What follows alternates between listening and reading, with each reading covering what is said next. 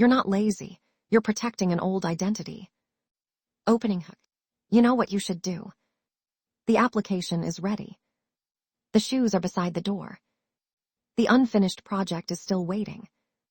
But instead of starting, you scroll, reorganize, or promise yourself you will begin tomorrow. Then the judgment appears. Why am I so lazy? But what if your brain is not avoiding effort? What if it is protecting an identity you have carried for years?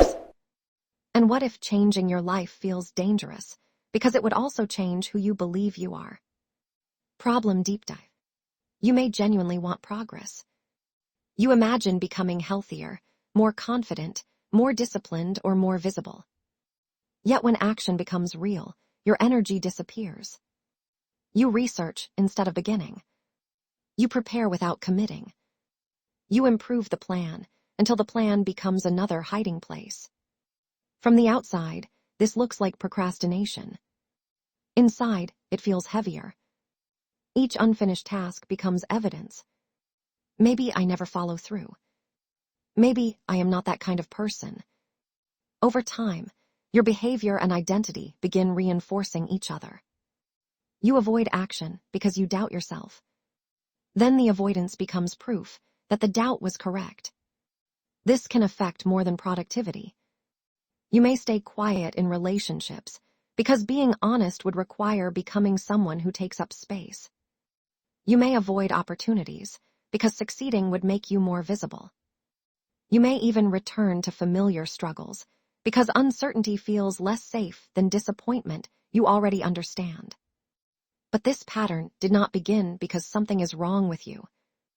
Reframe. Your brain is built to preserve continuity. It prefers a familiar version of you, even when that version is uncomfortable. Psychologists call this self-consistency. Your mind tries to keep your actions aligned with the identity it already knows. If you learn to think of yourself as unreliable, shy, ordinary, or someone who always struggles, new behavior creates tension. The old identity may be painful, but it is predictable, and the brain often confuses predictability with safety. So your resistance may not be laziness. It may be an adaptation designed to prevent the discomfort of becoming unfamiliar to yourself. The question is not simply, how do I force myself to act? The deeper question is, what does action threaten to change? Psychological mechanism. Imagine your identity as an old path through a forest. You have walked it so many times that the ground has become smooth. Thoughts, emotions, and behaviors move along it automatically. A new identity is another path. At first, it is covered with branches.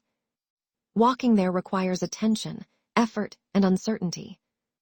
This is how habits and neural pathways work. Repeated behavior becomes easier because the brain learns what to expect.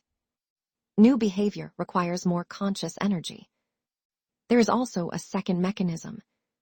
Your brain constantly predicts what will happen next. When you behave differently, the prediction becomes less reliable. That uncertainty can activate the brain's threat system, even when the change is positive.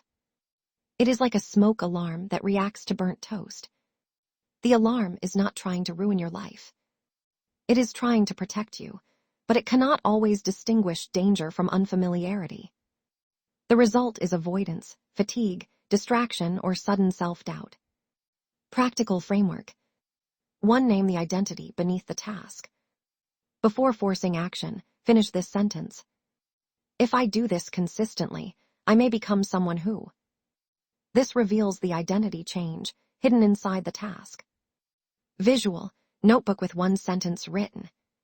For example, sending your work to someone may mean becoming visible. Numbing the fear reduces emotional ambiguity. The brain handles a defined threat more calmly than a vague sense that something is wrong. 2. Make the new behavior small enough to feel believable. Do not ask your brain to accept a completely new personality overnight. Give it one piece of evidence. Write for 10 minutes. Walk around the block. Send one application. Small actions reduce threat because they do not demand an immediate identity transformation. For example, instead of saying, "I am now disciplined," say, "Today I kept one promise." 3. Expect discomfort without treating it as a warning. When resistance appears, do not assume the action is wrong. Ask, is this dangerous or merely unfamiliar? This activates reflection instead of automatic avoidance. For example, nervousness before speaking honestly may not mean you should stay silent. It may mean your brain has not yet learned that honesty can be safe. 4. Collect evidence, not motivation. Your identity changes through repeated proof. At the end of each day, write down one action that contradicted the old story. I started before I felt ready. I asked for help. I continued after making a mistake. The brain updates its predictions through experience, not inspiration. Each piece of evidence makes the new path easier to find. Integration. You do not destroy an old identity by arguing with it. You outgrow it by repeatedly giving your brain a safer, more accurate map. The model is simple. Notice the old story.